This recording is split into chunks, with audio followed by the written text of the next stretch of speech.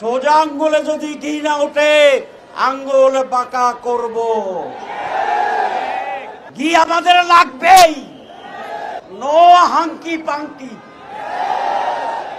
চালাকি শুরু করেছেন, সেই বলবো এই বলবো করতে করতে নির্বাচনের সময় ফেব্রুয়ারির কাছাকাছি চলে আসছেন। আপনাদের চালাকি আমরা বুঝি, এই চালাকি আপনাদেরকে বিপদে ফেলাবে।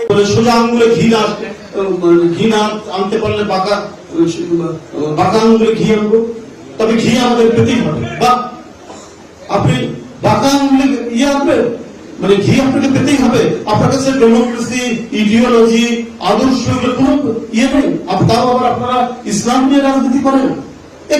কি ধরনের কথা?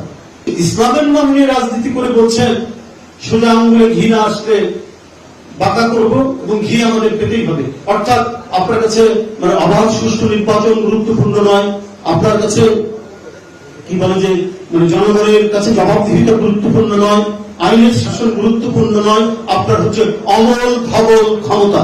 এবং ক্ষমতাটা যে প্রক্রিয়াই হোক না কেন, এই ক্ষমতাটা যে প্রক্রিয়াই হোক আপনাকে পেতে হবে। তাহলে হাসিনার সাথে পার্থক্য কি? হাসিনার সাথে আপনাদের পার্থক্য নেই।